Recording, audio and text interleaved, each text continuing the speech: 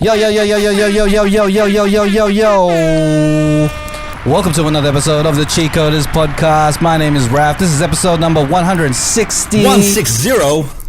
And I'm here with my usual suspects of Don Doing Stuff. What's doing? And all the way across the road is Garcia. What up, what up? And all the way in London town, still so brown. Leader of the round is Nats Blazing. What up, what up, what up? What's up, y'all? And today is a special day because we got a special guest. And it's a rare time where we have 3 different time zones going on at one time. And this is proven that Filipinos everywhere will be dedicated virtually because we love the culture as that much. We have all the way in America, Grub. What up? What up? How you been, man? What's good? Chilling, man. It's right here. Posted at 2:15 a.m. Yeah. Super early for you. That's crazy. No, it's all right, man. It's all good. Yeah, thanks for coming on so early, man. This is awesome. Oh, for sure, man. Nah, man. Thanks for coming on to the show, man. First guest on the TikTok era and the virtual era, and hopefully we get some good content out of you because, like, we're gonna have different sides of the coin. We're on the different sides of the world, and even though we do have the same similarities of being Filipino, there's like little nuggets that we have different. So, like, the first example I want to like point out straight away, which is the whole philo thing. Like in Australia, in Sydney, in the West Sydney that I know, I've been brought up in high school and with my friends, and I recognize and refer to Filipinos as philo, and I don't Straight think out that, the gate. I don't think Americans don't recognize philos. And so, what's your thoughts on that? Is it a thing that you want to incorporate in your like vocabulary when you refer to? Have you ever heard the word philo before us? Before, yeah, I did. Like, I messed around with some Australian girl one time, and like, that was the first time I ever heard it, and I thought it was weird. Cause like philo to me is like unan, right? Unan. Philo. Like, oi, get me philo. Sige ma, it's philo. One of my favorite comments on TikTok, is someone saying, "Hey, we are not a pastry; it's Filipino." Yeah. Oh, like philo. Like philo, right? Philo. Yeah, that's what everyone thought. Is that how it's pronounced? Philo? I thought that was philo too. I think it's philo, yeah. Like philopastry. I always thought it was philo pastry as well. Oh well. Yeah, and the arrogance in me thought that the philopastry came from the Philippines. So abbreviation for Philip. Yeah, that's an your mic's cutting up, Bob. So what's the abbreviation for Filipino in America? Well, it really depends on where it's coming from, man. Like, if you're from here, you say Filipino, Pinoy, Pinay. Pinoy, right? Okay. Yeah. But if you're like from the Philippines here, like they call us like Amboys, and like American boys. Yeah. So. There was some of that in the comments where they were calling us Amboys. Yeah. I feel bad for you. So sorry for Tom. Boys, us boys, no. Some of our shit gets like heat. It gets heat. Like, people start hating on our shit, and then they start calling us like fil-ams. So our bad. Like, I think we're in such a little bubble in Australia. Like, I was actually so mind blown. I thought philos was just such a universal thing, and it's just all I've known, like, from being here. And it just makes us think maybe we're just so far away from the world, we're so oblivious to things. Because even here, I don't think they call them philos. Like, I've only been in the UK for about 3 years. I don't see that term coming around. But then again, maybe I just haven't met enough Filipino, British philos. That's one of the trippiest things as well. Philos with British accents. American accents, I can see, like, I can hear. I'm like, probably because a lot of YouTubers I follow as well. But philos with British accents still trips me out. But anyway, that's another thing. I think we trip people out. I'm surprised you don't have a British accent yet, mate. So, Grub, can you explain to the audience, like, what's your background? What do you do? So everyone knows, and give a little more context to your background. Oh, word. Well, Grublife's not really my name. Like, I go by DJ Duel. Grublife's my business name. Like, me and my buddies here in LA, who grew up here in LA, started a company called Grublife. Like, originally we were doing music videos for like a bunch of hip hop Filipino artists, like doing the media shit. Ooh. And then we changed it over to the whole food thing, because that's what I've always been known for. Like I've eaten everywhere, right? So I travel just to eat. I haven't been to Australia yet, but like I've pretty much been everywhere, and then people know me as like the go-to guy. Like if I'm here, where do I eat? Like, can I pick you up from the airport and let's go eat? You know, type shit. So that's why Grublife, and it's an ode to like Tupac and being from LA. Like, well, like I'm a fat dude that loves food, and Tupac's Thug Life became like a Grublife thing. Yeah. So like, Grublife tatted on my belly. Yeah, Grublife tatted. That's coming next. That's coming next. But my logo is like it's the Grublife Tupac shit. So, that's sick. So are these all little bits from your brand?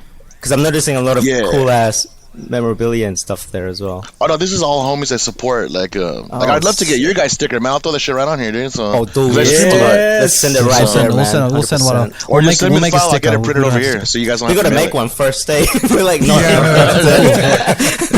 We'll send you the PNG. Yeah, we'll send you the PNG. Yeah, for sure. Yeah, I'll get it, man. I'll put it right here, yeah. Yes. I'm this Jordan right I here. love that shit. That's it. But yeah, man, like raised in LA, like, well, cause see the thing is when people like from other countries like talk about fil-ams, right?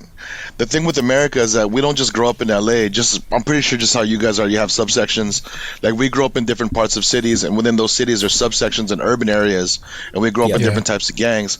So I come from that life of like gang violence, and like I grew up in the system, like being in and out of the system. You know, like from I think the first time I went to jail I was like 12. Like my first day of junior high, I went right into juvie, and I did a year, and then came out, kicked it, did another couple years, and just back and forth, right?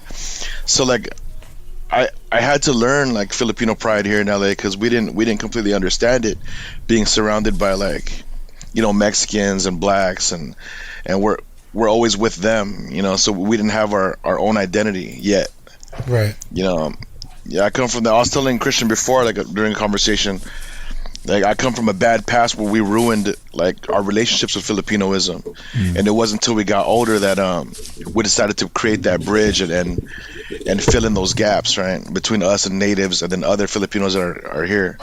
So we're trying to rebuild that community and rebuild that I guess our own Filipino is culture here, and not trying to, you know, we put it on Kumu and build it with like. Well, I can't say that on here, huh? Well, we put on other apps and try to bridge natives with us, because they don't completely understand us. Like, gotcha. So my whole background comes from that. Like, I don't know who I am, and because of that, I'm gonna lash out at people who look just like me because I hate myself, because I don't know who I am. Wow. So I'm gonna join a Filipino gang and attack other Filipino gangs, and then now our neighborhood becomes historic Filipino town because all the parents move out from all the kids shooting at each other. That's crazy. You know, so we change it from Filipino town to historic Filipino town, and then now you get older and you're like, oh man, now what can I do to rebuild? And then at the same time try to become a positive role model for these younger Filipinos, and try to bring more attention to Filipinoism. And I did that through my company, man. Like Grublife, we cook and we cook like Filipino food that's packaged as American food to disguise itself, because Filipino food's so fucking ugly, right? So like, but it's delicious as fuck. Delicious if you close your eyes, because you know, you being a non-Filipino, you're not gonna attack Mungo with the same, you know. Yeah, you're not gonna look at it like, ooh, that looks like vomit. I'm gonna try that. Vomit. Is that cheating on that vomit? Love that. I feel like Mungo's like the equivalent of wasabi. Like if like you just don't know how to go at it. Because, like, you know, when people don't know what Japanese food and they go in wasabi, they treat it like a dip, and then you eat it, you just get done because it's so hot. Same with mungo. You don't just go in and get a mango and just shove it with so much mungo. That's a trap. You're gonna get if you get too much mungo, you know. You eat mango with mungo. Sorry, bro, I fucked up. You eat mango with mungo. Wait, no, I messed up. I'm talking about bagoong, man. But anyway, yeah. I thought that was some weird like philo fusion shit. I was like, wow. Wait. I'm getting my foods mixed up. I'm sorry, Nats man. is hungry. These I haven't had Australians. breakfast yet. Hey, Grub, would you say? Look, this is just an observation I've had. But would you say, like you being in Filipino food, and I think I'm seeing this in the UK now, and as I see in Australia too, and it might be different. It might be a lot more advanced over there in LA. But do you feel like Filipino food with the whole, like, you know, I'm seeing all these like Filipino communities, a lot of things like like being more proud of who we are, bring our people together, and that kind of thing. Do you think Filipino food's just at the brink of becoming like a really big thing? Because I'm starting to see a lot more Filipino stalls and that kind of thing whenever I go. Because you always see like the typical, like there's a dim sum stall or something. You'll see the typical like I don't know, anything else that you usually see anywhere else. And sometimes it'll be like a lucky dip. Am I gonna get like a Filipino barbecue stick place or something? But I feel like only now it's starting to get really like kicking into gear. I don't know if it's this whole movement where we're actually really starting to like, you know, push our stuff more than just being like the reserved for home cooked meals and things like that. Well, we're at that age right now where like the generation before us, they were just cooks, right? Yeah. So they were breaking into the industry as workers. So no one ever tried to become innovative when it came to our cooking.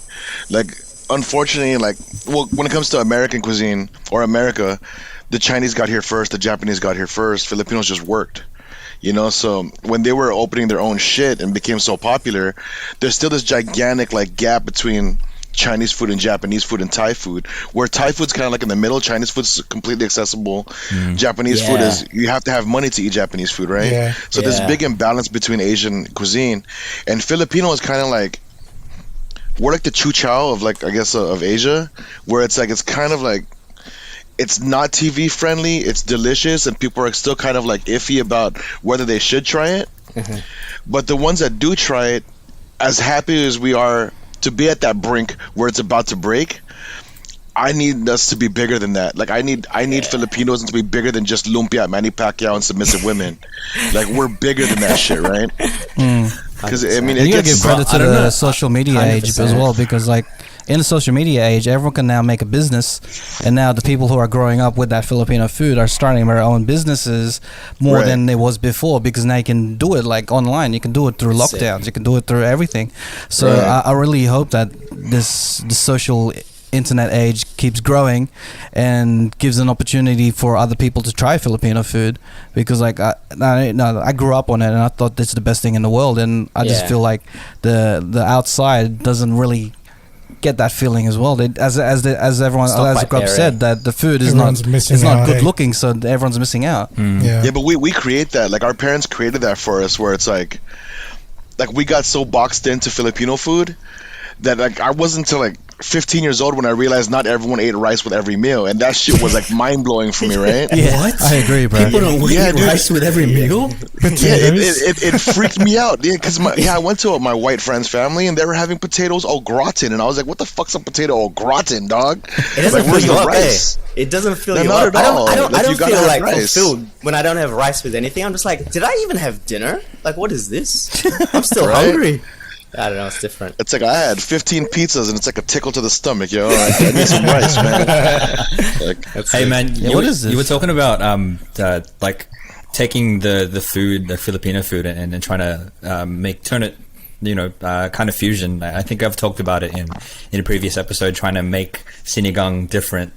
And my parents hated it. I mean, they ate it, but they were like, "It's not sinigang. It's not sinigang." Like how do you get some hate from like traditional Filipinos when they rebellious Don gets. See, like, he's a purist. The sucky part with Filipino food, right? So we didn't necessarily change the menu or change the taste until later. Our main goal was to make it just look American. So we'll make like a longanisa beef patty and make it into a burger, when our baker makes pandesal burger buns for us. So it's a full-on breakfast with the egg and the chara and our own like sauce. Like we call it 7,000 Island sauce, which is 1,000 Island sauce, but with banana ketchup and our own like Filipino made mayonnaise.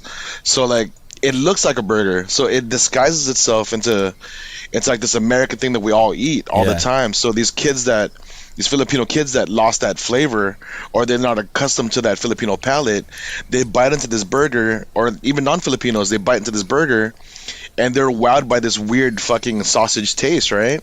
So it's like a sweet and spicy longanisa, and they freak out and they're like, "What the hell am I eating? Like, what is this?" And that's when we create the conversation. So the goal is to talk about where that flavor came from, and then the history of how we cure our foods, and then the history of how Filipinos didn't have refrigeration. That's why it tastes that way, because we had to use certain spices to hide the rotting taste, right? So yeah, it's hard to change flavors, because old people would be like, that's not real longanisa, until they bite into it and it's like, shut the fuck up, tita, you like it? Like, you like that shit? Yeah, you shut the fuck up. Like, shut up. Just like disguising like Filipino stuff into American food. Like, so if I was to work at McDonald's now, I'll stop using tomato sauce and I'll just stop putting banana ketchup. Yeah. And then every time someone takes a bite, I'll be like, I got you, motherfucker, man. I got you. You're Filipino now. You don't even know. No, but like, is the this sad like shit Filipino is assimilation? Like, you just slowly getting just these white people to become to like Filipino Pretty food. much. Pretty much. Dude, that Sneaking one in day, some that one day mantumas when you see the white kid that bites into that burger and he goes, putang, success. I'm out of here. There's a Oh my god. There's a tally at the drive-thru. Oh my god. Like, oh. You've got like a list of how many Camrys and Taragos go through the drive-thru. It's working. What's a Tarago? The van, the Toyota van. People Maybe mover. I think it's called differently in different countries, eh? Maybe it's like a Toyota Tacoma. No, that's a pickup truck else over there. Oh, my bad. I don't know. If it's a van, it's probably a basically Sienna. van. It's an island A of Toyota van? Oh, Yeah. word. and there's like about 100 people inside. I think it's called a Previa. In it's Previa. in the Okay. US. Maybe. Nice. Sorry, good try. All these differences between Australia and the US is crazy. I got you with the context. Damn Philos, man. As long as it's got The the lambs and banana pillows. tree in the rearview mirror. Right. And that the little weird. Yeah, that sampaguitas in the mirror, yeah. The sampaguita. Shout out to Philos.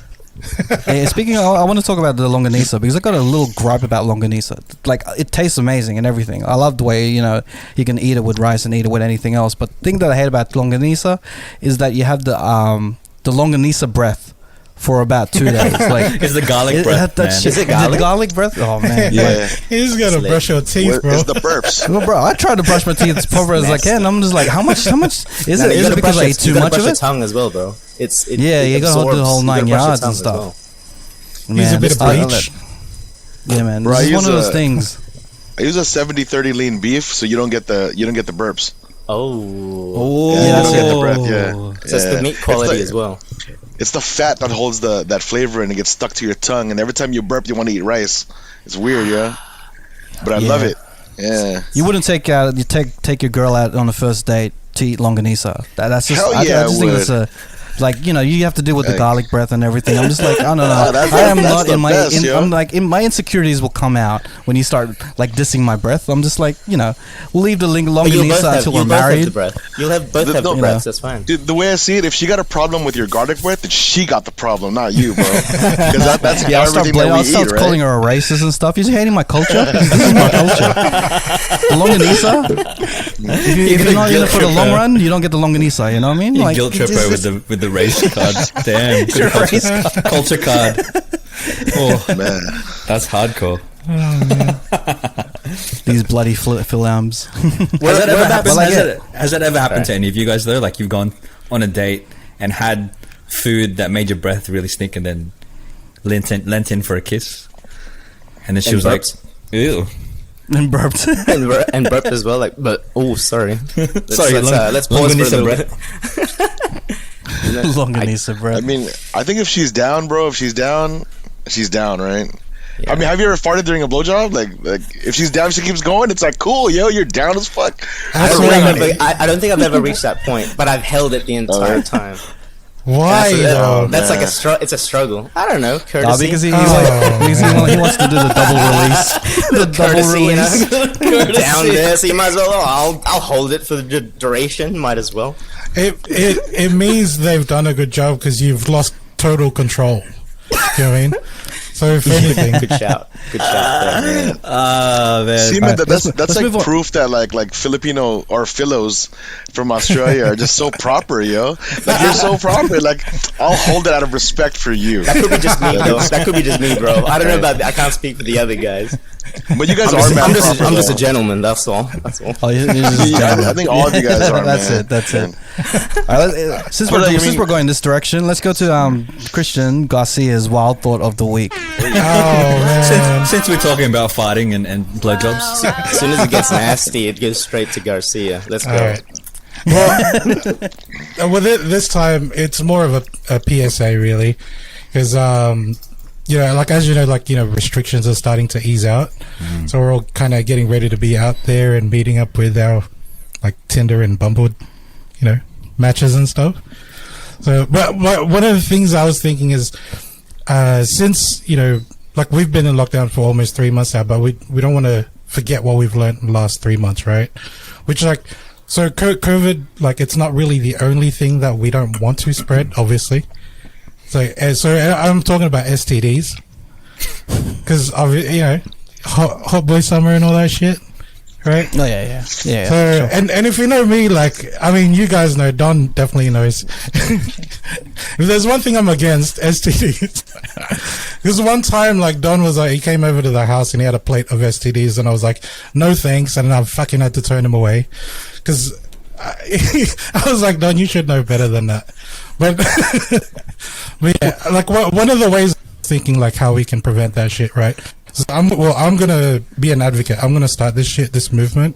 I'm gonna shave my pubes into a QR code, so that every time I'm gonna meet up with a Tinder date, they gotta check in and make sure that they're registered on the app, so that if ever if any one of us is ever caught with an STD, we can trace that shit back. Just the way we're tracing COVID right now.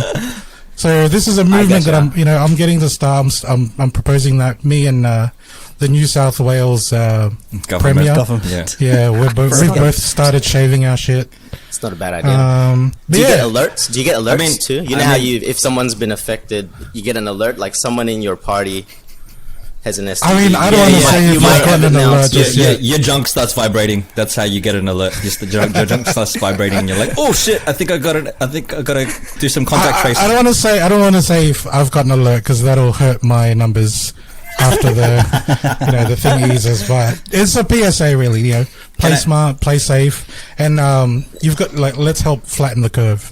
Is what I'm trying to say. I want to take it one step further, because some people out there don't have hair down there, so they may not have the technology to that's when you have the QR code. That shit. I have a sticker. You can print that shit out and just put a blue tack on it. I'm just scared of the swab test, man. Is there a swab test for this, bro? It goes up your ass. Wow, man. Wow. I'm sorry. I had to, man. I was like, wait, they got to do two, right? In top and bottom. Yes, the double-ended one. That reminds me of something. So we were talking about it on a previous episode that Snoop Dogg was coming to Sydney, and they were going to have a concert.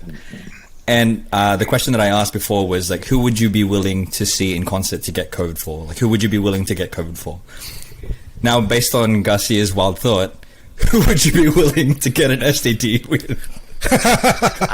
Who would you be willing? For that. I'm a married man, so I'm automatically out, man. Yeah, I'm married, man. No, we're not gonna go there. You could say you'd get an STD for your wife. So, but then what? Death to till death do us part. You know what I mean? I guess. I'm selfish. I'm married, but I'm selfish. Goes I can't be held responsible. I'd have a list, bro. There's Jessica Alba, Gal Gadot. Who else? There's Wait, you guys agree, right? Don definitely agrees. I can see him deeply. I agree with what? To get an STD for Jessica Gal Gadot, Alba? Jessica Alba. Maybe a 90s Britney Spears. A 90s. This is to see them, not to get STDs with them, right? This is I'm not going to go get COVID from Dave Chappelle, when we were talking about shows. You're not going to get STDs with these people you're saying. It's a hypothetical. You're not saying that you're actually going to get STDs, but who would you be willing to? Yeah. Well, sorry, if we're going to go this route, we got to get the specifics. We got to get this shit legitimate. I'm just saying, what the fuck? You don't just put this out there and just be all hypothetical about it. Oh man, we're not saying that. We're not saying that these celebrities have STDs. How bad of an STD though? It's yeah, there's levels, man. I mean, do I want like lion head dick? Like who am I willing to get lion head dick with, or just a little minor itch?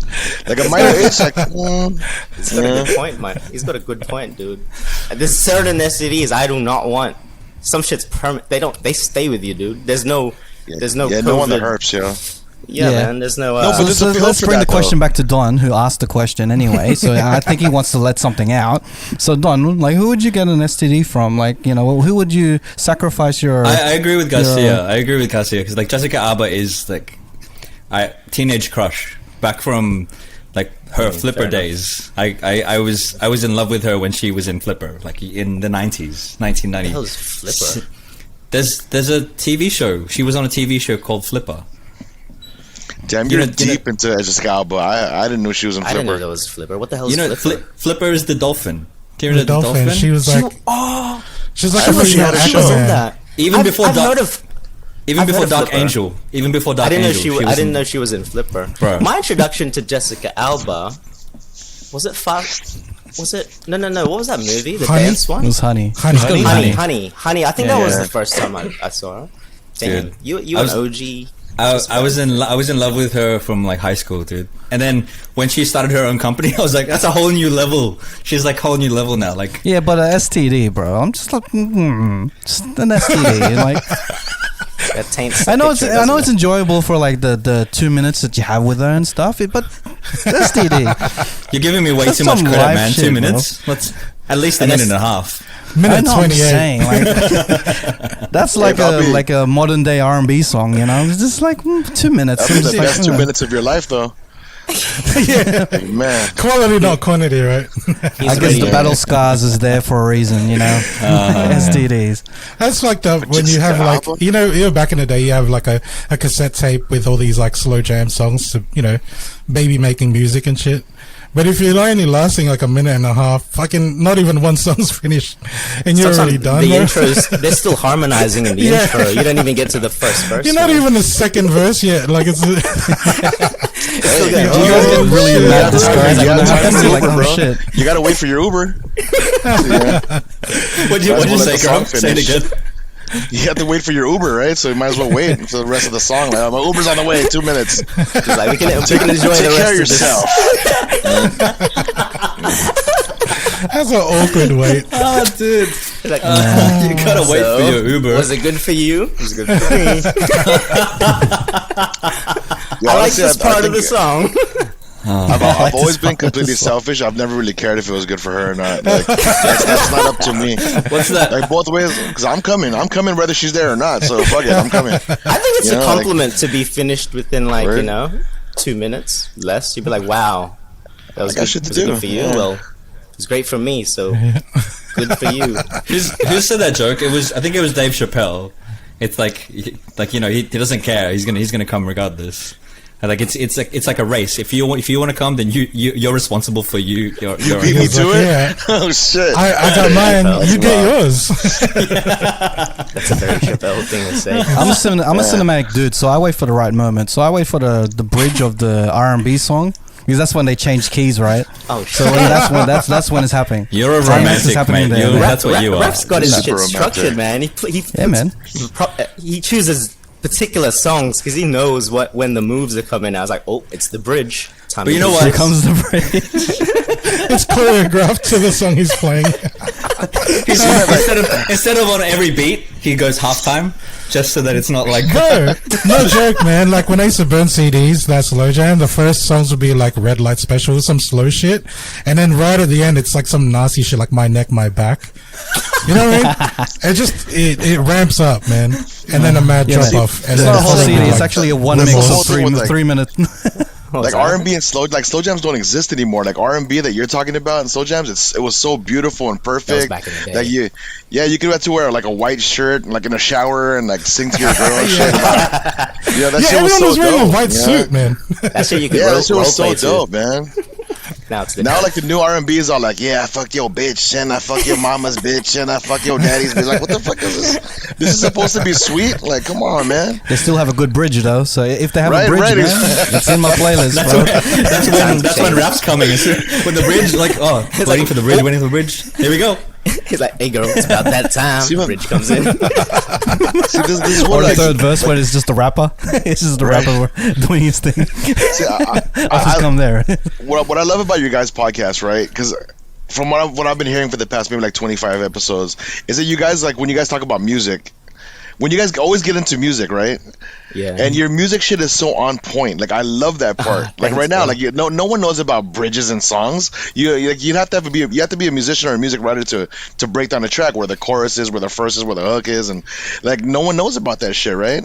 So I love that you guys, especially when I listen to your shit about like the whole Donda and fucking Drake thing. Drake. Like that was cool. Like breaking down albums. Like when you guys break down music, it's so interesting, man. I love it. But like your energy there is amazing. But then I hear about you guys talking about when you visit America and you judge all Americans by the Uber driver in that state or that side. And I thought that was completely fucked up, man. Because guys, we need to take note. This is why we get hated on. No, I mean, like, I wasn't watching you guys, so I can't tell whose face was saying what. But when I'm listening to it, it's like someone visited New York and their Uber driver was fucking quiet, so New Yorkers are dicks. And then someone went to LA, and then their Uber driver was talking about their whole like list, like life history and shit. And they're like, "Oh, LA people are just chill. That's why they smoke a lot of weed." So it's like, man, how are you gonna judge us, man, by our Uber drivers, yo? You guys are so in tune with music. That's true, man. That's fucking true, man. But like that whole convo was based on my drive in Santa Monica from this guy. I think he was like the dad of someone famous, like obviously like someone's connected to someone famous in LA somehow, and he was just driving his Chrysler Uber just for kicks because I think he had nothing else to do because he was just so self-made. He's like, I'm gonna just drive people around and tell people these stories. Top dude though, top guy.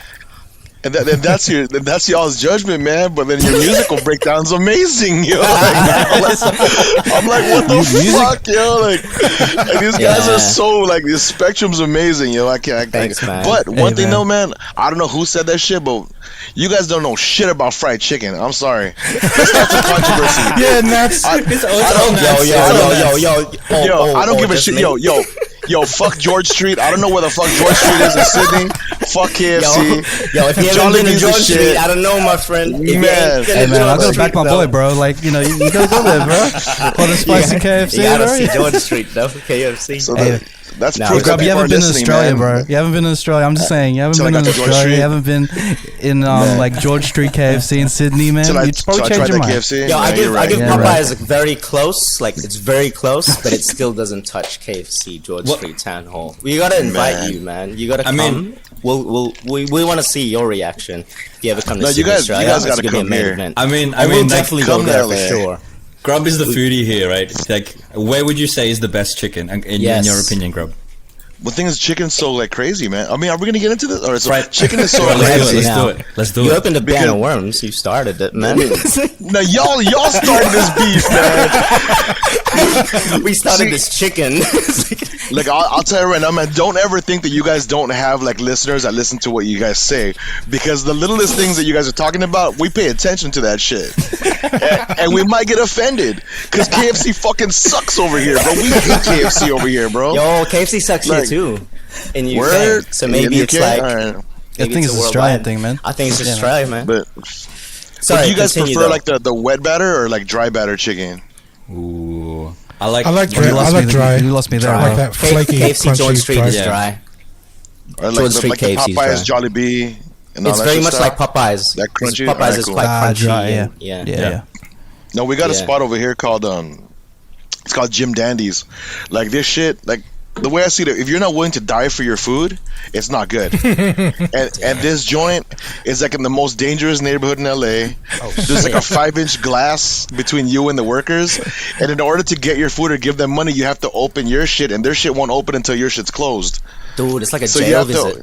Yeah, it's a jail visit, pretty much. You open your door, you put your card there, you close it, and then they open their door and grab your card, and then they serve the chicken the same way. And that shit is so delicious, man, and you're just constantly just looking over your back like so am I going to get killed today? Like, to die for. Yeah, but it's delicious, man, and they serve beignets, and it's like, if you know, I love get that beignets shit. and fried chicken, you know? Do you think a casual Australian like myself or any of us guys here, you reckon we could go to this place somewhat safely? Like if we dress quite casual? Yeah, okay, cool. Now, from like the serious gang perspective, now like you could be wearing like all red in a Crip neighborhood, and it's your swag that'll like allow them to like fuck with you or not. The way you walk, the way you talk. So, and they'll see that shit. They can smell you from a mile away. They can detect it, right? Yeah. Yeah. I had the same vibe. Look, this is just a side, so I just want to bring it up. Because when I went to New York, the first thing, the people I went with weren't really, aside from LJ, weren't hip-hop fans. And I just had this urge that I had to go to Queensbridge because I love Mobb Deep and like Nas and all that. Oh, word? But it's not really a tourist place, right? People don't go to New York and it's like they go to the touristy places. They don't go like, I'm going to go to the Queensbridge projects because Nas's video was there. And I was like a bit afraid because I just wasn't sure what to expect. But when I went there, it seemed pretty normal, eh? Like there wasn't anything flash. Like I didn't feel unsafe. It wasn't like nice though, if anything. There wasn't. Oh, it's definitely not. Still what it is. But like, yeah, I was just curious. I'm like, could you do that in LA? Like, could I just casually just stroll through Compton? And because we didn't do that when I went there a few years back. Like when you guys get here, I'll take you through a hood tour, yeah. Yeah, I want to do that. That'd be sick. Dude, don't worry, she's all charged up too, so he wasn't here for that. But she's all charged up, so we're good. But yeah, we'll explain that later. Just fun fact, man. One of our boys is actually, he represents Grublife. He's that guy, Big Twins from Mobb Deep. So he's Queensbridge native, yeah. Hey, that's crazy. So he reps for Grublife too, yeah. Damn, but yeah, we love hip hop, man. We're all hip hop. I love hearing the music. We have a guy. He's from New York too. We had a guest. Kev Hannibal. Yeah. Kev, and he's Kev from Hannibal. Kev Hannibal, and he lives in Sydney now. But when we had him as a guest, like it's just crazy. I think it goes back to being like maybe not a bubble, but maybe because it's America. Because we're so influenced. I think Filipinos so influenced by American culture, and sometimes you forget these places are real. So even when I see movies or TV shows like New York and LA, and when I see even you being here now, I feel like I'm in a YouTube video. I'm like, man, he's got the accent, down packed, that kind of thing. But like, yeah, you hear these stories and you realize, oh my gosh, this is real. Like 50 Cent, he was actually amongst this. He was like hustling in Jamaica, Queens, or wherever it was, and same thing. Right. And that was the thing I felt when I went to LA. Like when we picked up our car at the airport or just wherever nearby, and driving to our hotel in Hollywood, I remember seeing like just a normal park, but then there was some guys like no shirt, and they're lifting weights, but it's like a steel bar with bricks, and I'm like, this is shit you see in music videos. This is real. Like it looked like a really hood park. Like I wouldn't go play in the play equipment there. I might get shot. That's the best place to that's the best place to hang out, man. You're most safe there, you know. Wow. Because like people usually that hang out in those areas protect their community, like they self-police. So out here, it's like the cops will kill you first before anyone else, you know. So like we'd much rather, I'd rather be in a hood ass park, and especially being Asian, man, we get a pass for everything, you know. And yes, we're Asian, and then you know what I'm referring to, one of those episodes. But yeah, it's funny because like right, a funny story. Like I blew a tire one time in South Central, and like I had to pull over, change my tire, and I got all super dirty. And I went to a liquor store right there on Westside Compton, and like I walked, there was like a spout in the front for me to wash, and I wanted to ask the dude like if I could use a spout to wash my face and my hands and shit. And like there was a bunch of black fools in there, like gangbangers. I think they were like Westside Pyrus, and then they were all like fucking with some black dude that was in the shop like trying to buy a drink. And I saw him roughing him up, and I just walked in. I was like, I walked right through them. They just let me pass. They looked at me like go ahead, you know. Oh. And then that's when I started thinking, like, why the fuck aren't these guys messing with me, but they'll mess with one of their own? That's when I realized black people are scared of Asians because we all know kung fu. That's it. So it's the unknown, isn't it? You just don't know what stereotype. It's working for us. It's working for us, man. Like no joke. Like I was right there. I was a block away when Nipsey got killed, yo. And that's on Slauson and Western. And like, all the black people in the area don't fuck with us, man. And me and my boys are all Filipinos. We're in the middle of South Central, and they walk right past us, and like it's like we're invisible, because they know if you fuck with us, I might own the liquor store that you buy your shit from, and I'm not gonna sell you no papers, bro. So And I know kung fu. It's like economics. It's like gang economics or something. Economy. I believe so. I still don't understand it to this day, man. It's weird, you know. Like that's crazy. People scared of Asians, man. That's crazy. Thank you, Jackie Chan. We owe it to him. Yeah. Thank you. Thanks, Jackie Chan. Thank you, Shaolin versus Wu-Tang. Thank you. Bruce Lee. Thanks, Tito Jackie. Hey, man, I wanted to ask you a question. So, what's happening in the lately? So, Awkwafina is becoming quite popular. She's in all of the Asian movies and stuff like that now.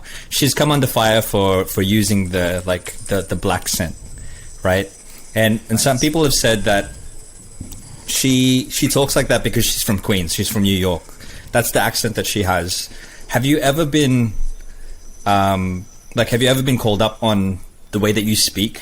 Because obviously, like, you know, you speak with an American accent. Has anyone ever kind of questioned you for your accent? No, I think like the only time I've ever been tripped on from my accent is from my homie's parents. Because I would call the house, they had never met me, and I would call the house and they were Chinese, and then I'd be like, what the fuck do your parents always call me every time they call for you? And he's like, oh, they call you the black guy. And I'm like, do they not know who the fuck I am, yo? Like, but because I call them, like, yo, guys, Mr. Calvin, and then they'll be like, oh, the black guy's calling for you. So that's the only time it's ever been like an issue. But besides that, on the street, I think, like I said when we were talking about earlier, like not necessarily your swag, but the way you, like, people know where you're from by the way you tie your shoes here. Wow. Right. You know, so, or the type of shoes that you wear. And so everyone sees the way I dress, and they size me up, and they already know where I'm from, so they know what not to say, what not to think, because you already know where I'm from. So we don't have that, like, that issue with Filipinos acting a certain way. Yeah. But Filipinos have a thing, or people here have a thing about how white people act that way. Like, right. Awkwafina, they only trip on her because we're in that time of canceling people. Mm-hmm. But yeah. Nicki Minaj had a fucking boyfriend that spoke Thai, and he was a samurai in one of her songs, and all of Wu-Tang is all Wu-Tang, and Black China is Black China. So we're not aggressive towards anyone else. We're not gonna say that you're yellow facing us or you're using any of our shit. We don't care about that shit. So why is it a problem for you because you happen to try to be woke, you know? What the fuck is woke anyways, right? Yeah. So I really don't get the whole like Blaccent thing. Like, everyone has I think the accent is just like part of like where you grew up, where you from, you know what I mean? Regional, like what you've been surrounded a bit with. Like, if you look into the Australian culture, like Filipinos, there's like different Filipinos here. Filipinos who sound a bit more Americanized, and then you have the ones who sound like Lebanese, and then you have the ones that sound full on Australian. Wait, what? Yeah, so there is. Yeah. They sound Lebanese. Yeah. So there are parts of Sydney, or like Western Sydney. There are lots of Lebanese people, so some Filipinos will grow up with Lebanese Australians. Bro, he's talking about RJ, dude. Does RJ have a Lebanese? That's more like Australian Lebanese. It's the slang. Accent. I think it's more the slang that they use. Oh, word. In the words and the type. Yeah. It's more the way you control your voice to say things. It's like very how Australian Sydney-based Lebanese people, Arabic people it's speak. More like bruh. And if you're surrounded by that all the time, you'll be speaking like that too. Yekas. Yeah. You know, that's kind of stuff. Yekas. And then if like hectic I apologize to anybody offended by Nat's poor impersonation. Whoa, I'm not saying that. I'm saying the philos. What are you talking about? But don't twist my word, bro. I'm leaving the show, man. I'm leaving. This is my last episode. I'm done, man. I can't take criticism. That's why I don't check the comments, man. I get offended easily. Stay away from the comments, bro. Is that how RJ talks? Does RJ say "kez"? No, that's just me like emphasizing. I don't know if he actually talks like that. Does he? And then you have like full Filipinos who have the Australian accent that's full on, as in like "G'day, mate" and all that stuff. Like there are Filipinos who it's just the way they've been brought up. That's the way that they've been surrounded by that culture. Yeah. And that goes the same with Americans as well, or English as well. Like the accent will just be influenced by it. I just don't see an issue with it. I agree with the whole cancel culture thing. I'm just like, I think we're at a point where everyone's trying to take ownership for everything, and it's like they get offended when someone else they're not trying to take ownership, but they just happen to be part of that culture, and they freak out. Maybe it's because the fame. I don't know, but Aquafina's here now. Someone starts making money, probably that's when. Well, she moved here. She lives in Koreatown now, and like when the homies see her, they don't trip. Like they tell her you talk weird because we just don't like the way New York people talk. And they hate us for that shit. What is the reason for that? I'm just curious. Is it arrogance or like a? No, I mean, because they just talk goofy, and we're just mad laid back in LA, We can tell by the Uber drivers, right? The Uber drivers. You know. Yeah. You remember Uber? Remember Uber? Yeah, Uber. Yeah. Uber guys, Santa Monica, yeah. Because exactly. We talk super slow and they talk super fast and they get real aggressive and it gets weird on us. Like damn, you guys are goofballs, yo. Just shut up, Because they'll say shit like, yo, that guy's mad tight. I'm like, what the fuck does that mean, dude? Oh, he's mad. Okay, just say he's mad then, Like, let me smoke my shit. Like, whatever, mad tight, Yeah. Sometimes the slang gets like, especially from American to like Australian, the slang there sometimes it just doesn't connect. Like tight here means like you don't have money, right? Like I'm tight. Tight ass. It means you're tight with money or tight ass. Tight. And also another thing in New York it means I'm angry. If you say I'm tight, okay. So you can tell someone you're broke, and they're gonna be concerned about you in a different way. Like, yo, I'm tight right now. Well, what happened to you, bro? Like, are you good? But over here, if you say I'm tight, it's like, the fuck are you talking about, bro? No one knows what that means over here, like in LA, right? Like, I remember hearing, and I don't know if this is particularly from New York. I remember hearing dead ass. Dead ass, yeah. Is that from New York? Or is that from? I've heard dead ass. That's them. Yeah, it's New York. Because I remember hearing it and I'd be like, what? What? Like, they'd say, like, dude, I'm dead ass. Like, what does that mean? Like you're serious? I'm serious. You're not saying it right, though. Dead ass. Dead ass. Is it dead ass or dead as? Dead ass. Because when you say something is something as, that's very very Australian to be like, oh, that's sweet as. Or that's tight as. That's No, they mean I'm dead ass, like your butt. Dead ass serious.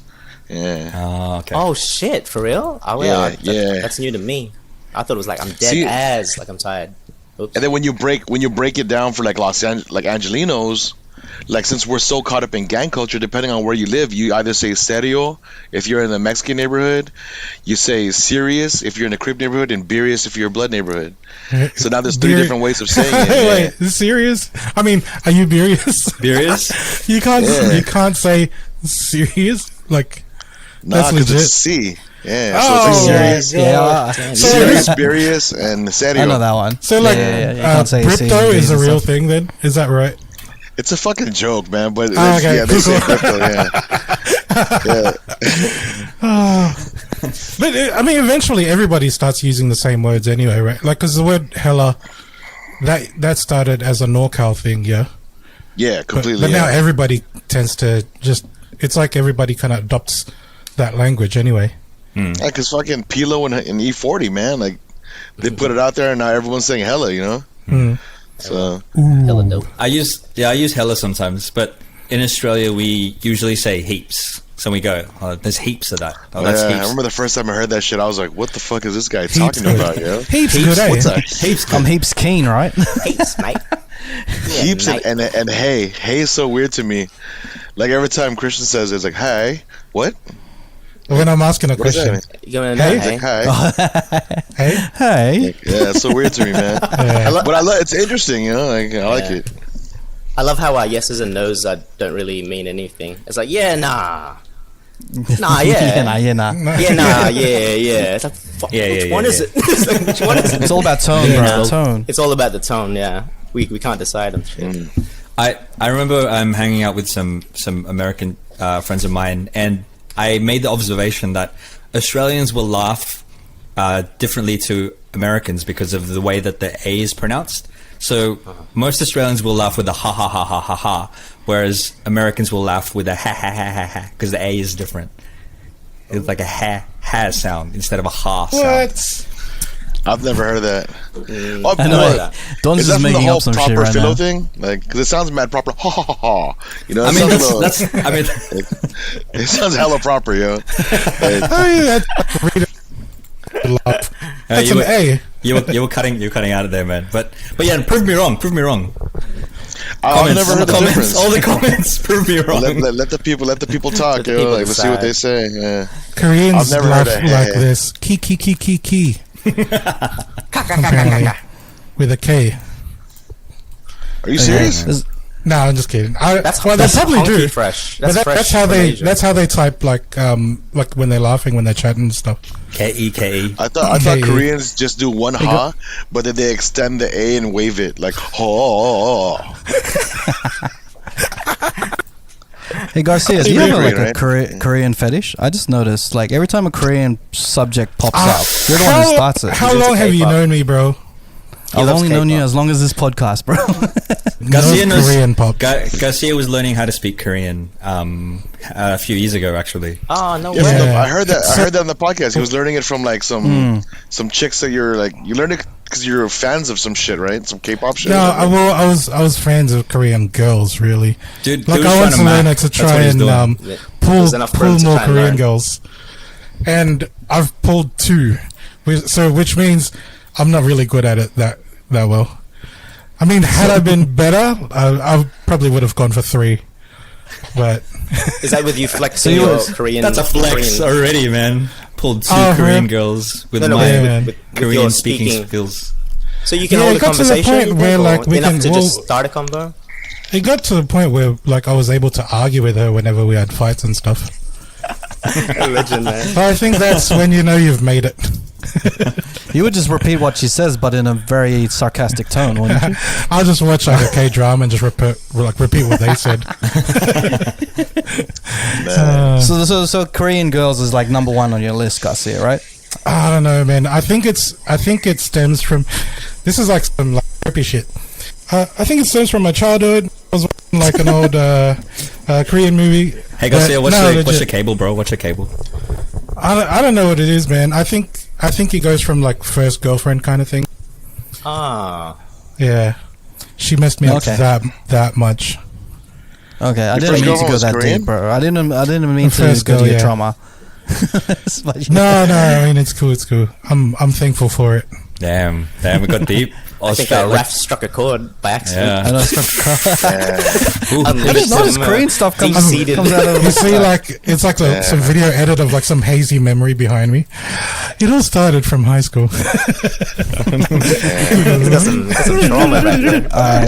Let's move on to the next subject. Don, do you have a fun fact of the day? I do have a fun fact of the day. So this podcast is we like to talk about hip hop and music a lot, and we also like to talk comedy.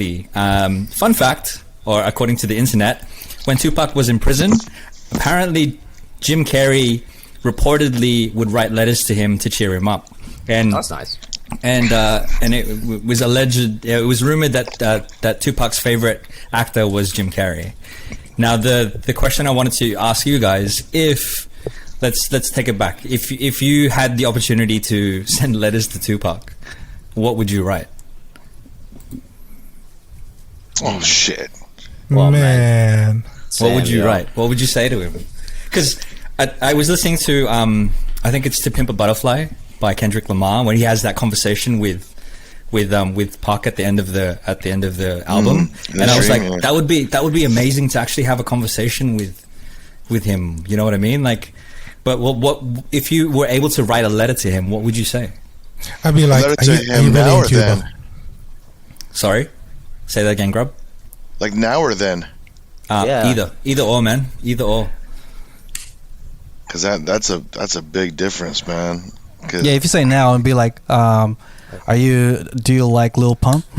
What's your thoughts on that type of music? Would you would you ask him about the rap music now and his thoughts? You know what they said about you, right? they said your shit was boring for you, better go get them. Nah, but like what would you say to him back then? Oh, that's tough. I mean, man, you gotta know. It's hard because I'm such a Pac dude, man. Like where they at? What the fuck are those shoes at? I think it would mean a lot more coming from you, being that you're from LA as well, and you have like, you know, that history, and like you came up there. For me, it'd be like, who the fuck are you? I'm like, I'm just. I had to get these shoes because he wore these in the Carl Kanai commercial. Yo. There's a famous ad where Tupac's sitting on the ground in South Central and he's wearing these shoes with the Carl Kanai shirt, and I had to get these like 20 years later just because I love Pac so much, man. Wow. Like, and I paid a ridiculous price for those, but whatever. How much? I just want to. I need to know. If you can disclose that information, if you need to, if you're right, I need to know. I need to. It was dumb, man. They were like $550 on eBay. Wow. Hey. And then they got released 2 years later, and they were selling for $100 at the shoe store again, like 30 years afterwards. I'm like, come on, man. I'm actually looking at the ad now too. Wow. If I could write Tupac a letter now, I'd probably ask him like, why don't you have email, bro? You know what I mean? Why you gotta wait like all this time? I want to be able to chat to you like in real time or something. Pac was a pen and pad guy. I don't think he'd be an internet rapper. He wouldn't be like typing on his phone like Drake or something. He'd be writing pen and pad. To be real, I'd probably ask Pac like what from 96 to now, what movie would have loved to acted in? Because I know like he was into the acting thing. Yeah. And I reckon if he didn't die, he would have excelled in acting. Like he would have 100%. Found a new passion for acting. He would have been in all these movies. He would have been like, because I think he can really like, he probably would get into directing, like possibly. Like I probably would ask if he would get into directing. Like he's an activist type of guy, so his message would be really heard in directing. He could make his own documentary or even have like a really deep and meaningful like film. Like I would ask him all these questions about film, the film side of things, like how much does he love acting, how much he loves being in films, like how far would he go, because like we never got the chance to see how far he went. Like he's only been in a couple of movies and he's been great in all of what he's been in. I just wish we would know. If you were like let's say if you were to wake up and he was alive today, not seeing anything for the past 20 years, like if it was that Tupac and he just like, hey, I'm accepting letters now, I just woke up from this, then I think my whole letter would just be a gigantic thank you letter, man, because this dude like he paved a way for a lot of us, man. It was like before Kendrick and before Nipsey, like Pac was the one that made us proud, like because we were killing each other, right? And like he made us proud to live and die. Like it's in the song, like we were here for LA, we were Los Angelinos before we were Filipinos. We were Los Angelinos before we were before our own neighborhood, So like that shit made it real hard. Like when he died, like no joke, I left school and I fucking stayed home and I cried for like 2 days. Damn. And like that shit, it fucked us all up. The same thing happened with MC. Yeah, I'm not really gonna talk about that shit, but when Pac died, it was just like you feel like a piece. Well, I guess with Nipsey too, it felt like a piece of you passed away. So yeah, like I would love to know everything that, like if he was alive within the past 20 years, yeah, like Rap's right. I want to hear everything that he should have done or he would have done, right? That would have been dope as fuck. But then I couldn't start that letter without thanking him. Like, yo, man, like, yeah, for sure. I appreciate 100%. Everything that you did, like, because you could have been the next president to me, because his political views were like insane. Like Filipino brothers were there when like black people were getting killed and the Black Panther people didn't show up, and there were Filipinos that were there like talking to the media for them on their behalf, and it was the influence that Pac made that they were so proud of being like from the hoods. That like we have no choice but to thank him. It's crazy, yo. Like as a Filipino, it sucks, man. Like we're thanking a non-Filipino like for inspiring us to like, to take our gang ways and fucking and be entrepreneurs with that shit. I love that shit. And shit, there wouldn't be no Grublife. There was no Thug Life. You know what I'm saying? Like for real. It's insane, man. 100%. Yeah. Pac is everything, man. On a side note, man, I love the term Angelinos. I'm just like, I've never heard of it. Los Angelinos. Like, Los Angeles. Oh, like, man. Yeah, we're Angelinos, Los Angeles. We have nothing cool like that in Australia. We have Sydney-siders. Sydney-siders. But like, how about for the Filipinos, bro? Like, Sydneyos or some shit. You guys got Philos, yo. Philos is dope. Philos is so dope, yo. Like that shit's so sick. What's Sydney Philos? Philos, bro. We don't got that. That song, To Live and Die in LA, bro. Like when me and my mates went to LA and what cable again, bro? Oh, yep. Sorry. So like me and my mates were driving through LA and we put that song on the radio, and it just felt right, you know, like being there and having that song playing. But we don't have something like that over here, man. Like I don't really think there's like a word, like a song that would just represent Sydney. So we kind of, you gravitate, well, I was gravitating to that, like that pride of thing. I was like, yeah, this song is for this city, like, you know, LA. But it makes me kind of yearn for having something of our own, you know what I mean? Well, the closest thing I think now, like, which is recent, is 1-4. What do you call it? What's the difference? Spot the difference? Like that song, driving in Mount Druitt, you really feel like you're Mount Druitt. You know what I mean? Like Grub, but like, have you heard of 1-4? No, not yet. No. Yeah, well, you gotta listen to 1-4. Like that's probably like the area like that we live in, like literally the area that we live in. Yeah, so they're a crew that got famous doing like Australian drill rap. Oh shit! Yeah. Oh, that's wild. Yeah. And hey, they're like kind of like the first. Yeah, we send it over. Like they're the first to do it. Really, like literally the first group that I've heard do it. And ever since they started it, it turned into a whole movement. Now, like there's like a whole drill Australian Sydney movement, and then there's one in Melbourne as well. It really pushed the hip hop area and music into what it is today. It's crazy how that one song, or like that one movement by that group, just really changed things for Australian music in terms of hip hop. Because like before that, it wasn't really prominent, but now it seems like we're coming to a point where like, oh man, another drill song, man. There's just too many drill songs. I think there's some parallels, because I think you could probably correct me if I'm wrong, Grub, but before, when LA hip hop or in the West was sort of starting out, because you know, New York was rap, they would say, was born or started in New York, but they used to look down whenever there was movements elsewhere. And Pac and NWA, they really pushed LA on the map kind of thing, and that's what drove, like, you know, attention to hip hop. When it was that era, it was just all about LA, and it was like, you know, I think what Raph was mentioning with 1-4 being who they are, they're coming from this, like, you know, not even like West Sydney, which is usually like looked down upon elsewhere in Sydney, because it's like, you know, the rougher areas, this thing. But these guys have somehow opened themselves up even internationally. So people in Europe, they're known in, you know, in London. Some people actually know them here as well. I'm like, wow, these guys are really making a name for like such a place that you just wouldn't think this kind of talent will come out from it. And I think it comes from like a place of struggle, because Mount Druitt's like one of the more rougher areas. Would you guys agree? Like in Sydney as well? Yeah, consider as one of the there's some parallels there, I think, with like how NWA started too in that thing. So like you guys have to like you got to take that like energy and that pride and run with it, because you guys are living in a time where that shit's starting, right? Yeah. So like that shit is something to be proud of, man, because when that blows up and it becomes a normal thing, because right now it's new to you guys, right? When it becomes a normal thing, you guys were there at the start of it, yo, and you guys got to experience the beginning of this sense of pride from your neighborhood.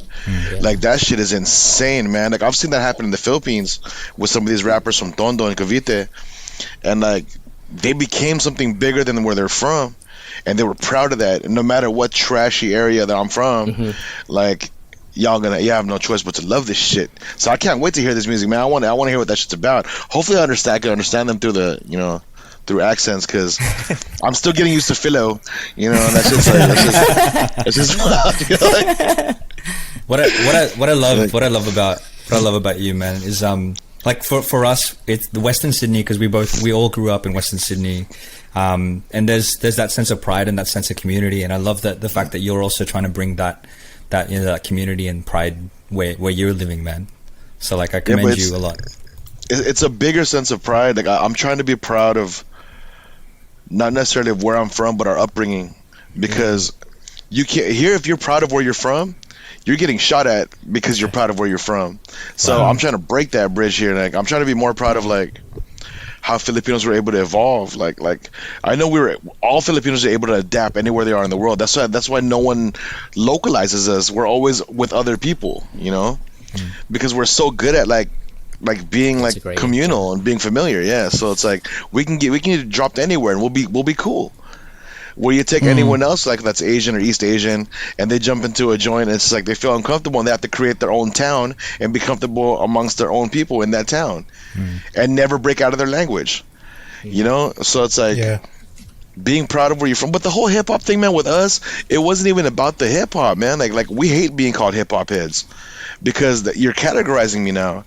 Like with NWA and like Pac, it was shit that was playing on the radio and we're doing dumb shit, you know, like we're out living our lives and that was a soundtrack to our shit. That's the only reason why I'm biased to West Coast rap, because that's all I listen to when the radio was on. When I'm out here fucking people up and like getting chased by cops, you hear that shit on the radios, man. It's just your soundtrack to your life. Wow. Like I don't necessarily like the music, but I love the music because it was part of my life, you know. It was integrated into my fucking system.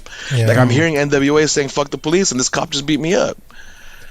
So it's like, damn, he just rapped about my fucking life yesterday, you know. So of course I'm gonna love these dudes, and you know, being a 9-year-old taking my mom, like, Mom, don't worry about the censorship. It means nothing. Just buy it for me, like, you know. But the swearing and swearing inside the thing. She didn't get it, man. She didn't get that. She didn't understand that shit. Like it's cool, and Mom. that's what I love about hip hop, man. Like hip hop now, because it's so global, it could like resonate to pretty much anyone. Like it doesn't have to be about gang shit. It doesn't have to be about like what hip hop started with, like partying and all that stuff. It could be about what you are, and it encourages to, you know, write lyrics, spit lyrics about things that you see around you and what you've experienced. And that's what we're doing with the Cheatcoders. We're just trying to like put out things and talk about things that we just experience as Australian Filipinos, you know. And then I know there's hip hop out. Like I want to challenge the Filipino Australian rappers out there to like talk about the Filipino Australian experience, you know. Like we're different to how people grow up in the Philippines grew up. We're like Australian, down under, and we are experiencing like identity crisis and all that stuff. Like who are we culturally, all that stuff. If you can put that into lyrics, man, you can resonate to like a lot of people who experience that stuff, man. And I do believe there's a couple of rappers who talk about that experience. But like, man, the more Filipino rappers talking about that thing, man, I think it will help the culture to find who they are, because that's what the Filipino outside the Philippines type of people like really experience. They experience, oh man, I'm in another country representing this culture, and you get lost between the lines of who you are. And I think we just need that more in music, or more in that in representation, man. That's what like hip hop is so amazing, because like I would have never thought my whole life that Australia would come out with some hip hop shit, you know, because like all we hear is like America East versus West. You know, that's all we grew up on. And then you start hearing like Japanese hip hop. Like these fools are rapping in a different language, but because the beats, the melody, the rhythm, we could understand each other without having to understand the language. Exactly. So that's how I met Rising and them, right? These guys. Nah, fuck those guys. They do some weirdo poppy shit. You know what I'm saying? Like, not a fan. I don't want to see like 5 Indonesian fools massaging each other's backs. So I'm cool, but like. Like I want to see like fools from Japan, like gotcha. Like there's these dudes like, cause I used to be from like a Japanese rap group, and I DJ'd for them, but it opened me up to like all their shit, like, and it was just crazy, like hip hop, man, like it was real hip hop, and it felt good to listen to. Like, I noticed I noticed with your Instagram as well. We have a friend in common, you know, Ruby Ibarra from. She's not in LA though, is she? Nah, she's in San Francisco. That's my homegirl right there, man. I love her. She's dope, man. Yeah. She's like, she's kept it, like her style is just very genuine and real, and she big ups Filipinos before like for years now, even like all their old songs were like, she raps in Tagalog as well, like back then. She don't even speak Tagalog, man, but she raps. She learned it for the songs, It's crazy. Yeah, shout out to Ruby, man. Crazy, she just made the cover of like a New York Times magazine. Shout out! Whoa, really? Yeah, shout out to Ruby. Dude, I directed her first like 2 or 3 videos, man. Which ones? What the fuck is the name? I did Revolution. But I think she named it something else. But it's called Revolution. I did I forgot the name of her other song. It's all on my. I think some of them are on my page. Yeah, we'll check it out later. Yeah, but she's like, she's a super cool girl, man. Like we met at the Filipino festival, and then we just vibed, and we're just like, yo, you need a video? And she's like, sure, then. Like come to my house, we'll do a video. And then we ended up doing videos, and now she's like the fucking. He's killing it. Yeah. Sponsored by MasterCard and Visa, yo. That's wild, dude. Like. Yeah, that's some crazy shit, man. That's so good. But she is the she's a representative of Filipino American women, man. Her voice is out there, and people listen to her. Like we hung out at a barbecue, and like I was talking to her, like chopping up. She's over here trying to eat with me, and there's a line of girls giggling, that's trying to take a picture with her. And I'm like, Ruby, what's up with these fuckers in line right here, bro? Can we just have a meal? You know, like dog. Like when did you get all popular? I'm just trying to eat this barbecue chicken sandwich with you, dude. What the fuck? You know, like that's dope. So it's mad weird, man. But yeah, she's cool, man. Like big shout out to anyone that's Filipino or non-native pushing Filipino. The Filipino culture for sure. Yeah, you're pushing that shit through crazy conversation. It in the right direction.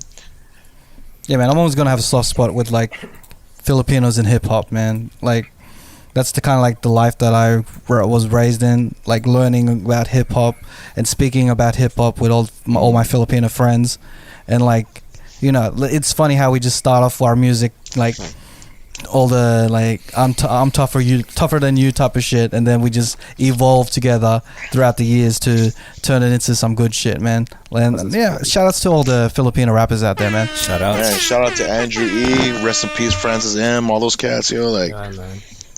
I mean, mind you, they were all copycats of 2 Live Crew. That shit was dope, but still, it's like Filipino 2 Live Crew was amazing, right? But they couldn't really say pussy, right? Like, oh yeah, what the puke? Like, whoa, that's weird, dog. Like I love that shit.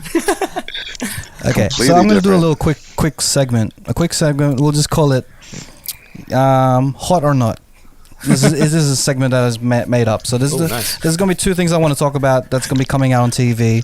We're going to talk about it for a bit, and then at the end we'll be like, is it hot or is it not? Okay. So the first thing I want to talk about is the show, The Activists. There's going to be a show that's going to be like, I don't know when it's going to come out. All I know, it's about like it's kind of like a music show, as in like finding the next top artists or something, but instead they're using the whole thing about the next top activists. What? Wait, yeah. what? So, yeah, man. Like it's crazy to me. Like this is actually a thing. Usher's gonna be a judge, as well as Priyanka Chopra or something. Chopra. I forgot her name. Priyanka Chopra. Sorry. Yeah. So apparently, looking on the Googles, 6 inspiring activists work for 3 high-profile public figures to bring meaningful change to one of 3 vitally important world causes: health, education, and environment. You've got Priyanka Chopra, Julianne Ho, and Hoff, however you pronounce her name. Sorry if I butchered that. And Usher. They're the cast of it.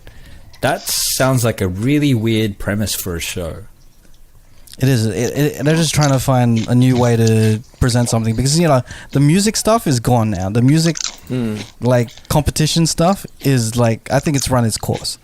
But I think doing the whole activist thing, I think that's just like, especially the world that we live in now, where like being an activist because of the pandemic, or being an activist of the like Black Lives Matter thing, and being an activist of all these other social things, there's always a blurred line between if you're really in it for the cause, or you're in it just to be an activist type of thing. Yeah, like this is just blowing up to the whole thing. Wouldn't it be super cool if they're going to like 15 episodes of going through all this activist fucking shit and like gaining popularity through their activism and bringing like all this like attention to their cause, and then the winner is like Kylie Jenner's sister with the Pepsi can? Like, that's what it feels like. Stop this now. Yeah. That's what it feels like now. Man. I think that's a big knot. That sounds like garbage, yo. Yeah, is this real? What? Is this a legit thing? It's a real thing. No, it is. I don't know if it's got the green light. I don't know if they're gonna actually pull it off, but like, or if it's gonna be on TV or stuff. But right now, there's been like they've got the judges, they've got the premise. They just need to produce it. They just made a TV show out of a comment section of a YouTube video. You know, you go into comments and it's basically everyone trying to outwork each other. And this show is legit 6 people trying to outwork each other. You know what I mean? Or act. I want to know why Usher is the fucking host. Like what? Yeah, what is it? What the hell, man? For health. It's just, I don't know, it's just crazy to me. Like, I don't know, is one of the tasks is if you can get the most likes on your post or something about activism or something like that? Or like creating a movement or a trend to It's a reality. It sounds like a reality TV show for clout. That's what it is. It is. Like, you can get the most clout for some sort of cause. It's an Instagrammer's kind of competition then. Like, who can make this hashtag, like, the most popular, right? Yeah, you know what it is? It's doing a good deed and promoting it on social media just for the sake of it. You know? Yeah. Like, you know those people who put up statuses about like, you know what, today I helped a homeless person get lunch. It made me feel like this and that.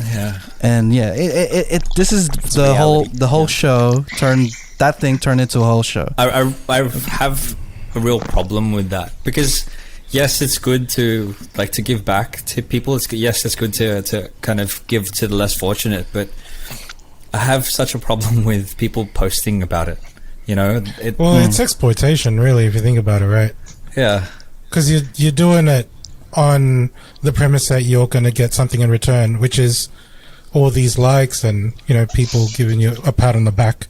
Doesn't seem genuine. Hey. No. Yeah.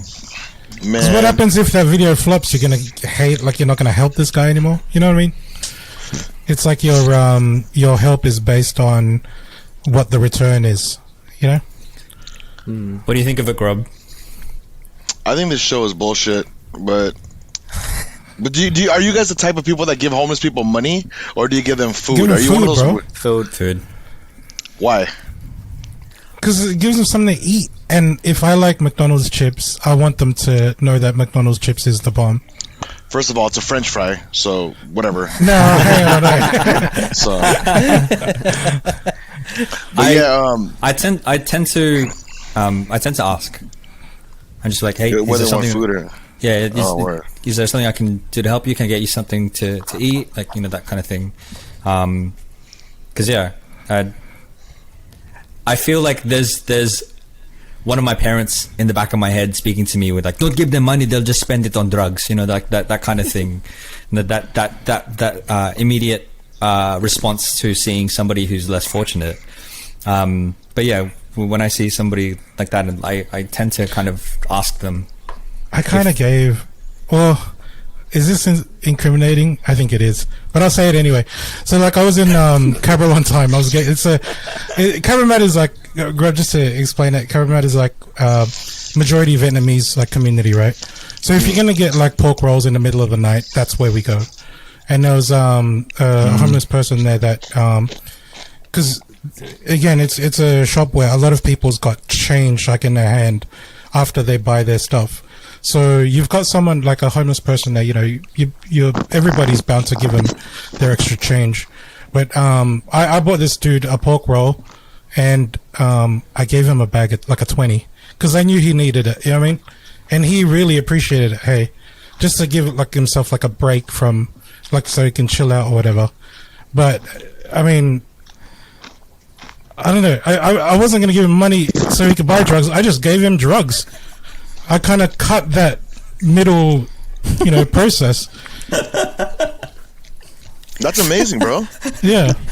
Hey, man. But were you as civil as Don? And were you like, what kind of drug would you like, sir? And then what are you looking for? You don't want to like who are you to force weed on someone, yo? Like you don't know if he likes that. I took away his options. You know what? You're selfish, Garcia. You're selfish as fuck. He goes like, you're gonna have some of this. It's like, are you hungry? Do you want money, or what kind of drugs you looking for, partner? You know what I'm saying? Like, you're looking for uppers or downers? Which one would you like? How are you feeling today, homeless guy? What'll get you through this evening?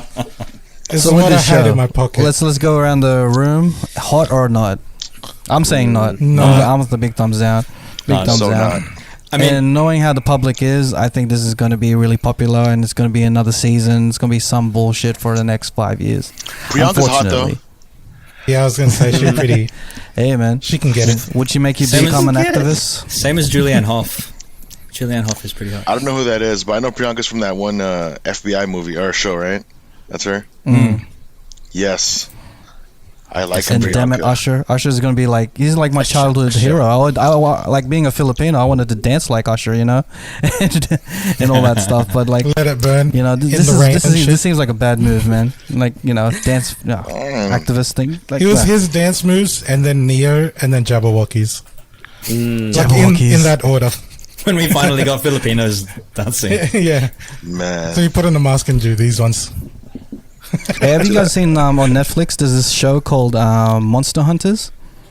No, I just saw the commercial for that. Same guy who directed Resident Evil, and it has the same lead in it, Mila Jovovich, whatever. From Resident Evil, yeah. Yeah, from Resident Evil. The funny thing is, Jin The MC is in the movie.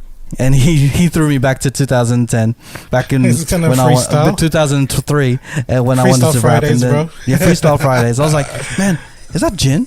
And then I had to look it up, and I think it. And then I was like, and he's in it. And I'm like, oh shit, Jin's in the movie. Jin The MC, bro. Jin's been like you know Ice-T, how he's like a cop in like TV shows and stuff. Yeah, he'd been doing that in China, dude. He's been a TV star this whole time. He is. Jin A. Young as Axe. He's still got his Fast and the Furious profile photo on IMDb. You know what's some bullshit though? Do you know what's some bullshit? I'm going to spoilers alert. You know who's the first person to die? Who? Jin. Fucking Jin. He get eaten by a They're changing dragon. It, man. Was it ironic? It's no longer the black guy who dies in the horror films, man. It's the Asian guy, man. I'm like, oh shit. It's been replaced. Are we there now? We've been replaced. Hey, do you guys ever hear that drama between Jin and China Mac? Yeah. Yes. The recent one with right? that's crazy. And China Mac did an interview with him. Did you see that? Like that was like the last couple of years or something. You gotta see it. No, it was quite recent. It was only like I heard they squared everything away last year. Yeah. There was like water under the bridge. It's cool. He tried to shoot me. That's cool. Sorry, I shot your homie. Yeah. Sorry, I shot your homie and stuff. But we're good now. That's wild, man. China Mac is like he's like such a great example of just being reformed, like from who he was. I think him coming out of jail, he's doing like so many positive things. Yeah. As well, he's still like a really like hood type guy. Yeah, it was with that movement against Asian hate, right? He came out to LA. Yeah. Well, he's still here now, man. He's hanging out with all the essays, like doing this food show. China Mac Eats. Yeah, that's the one. Oh yeah. By the way, essays are like Mexican gangbangers. Yeah, just in case you guys confused. I thought they were term papers. They were. I thought you were referring to South Australians. Is that what they're called? Essays? No, it's not. I just made it up. This is ESE. Okay. No, we know. I got you. I was you're right to get into college. Okay, let's move on to the next thing that I want to do hot or not in.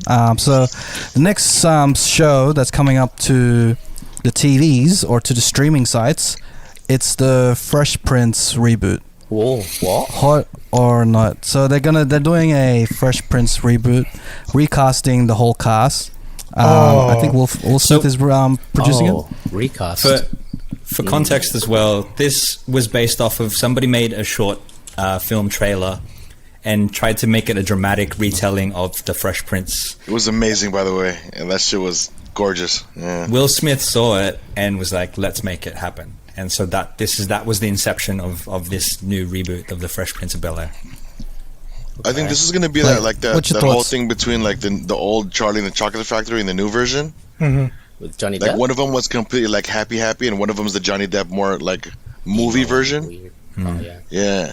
So I think this is going to be that same thing. Like, which do you prefer? The dramatic shit, like that's more realistic, or like the happy-go-lucky, nothing ever's going to go wrong type, you know?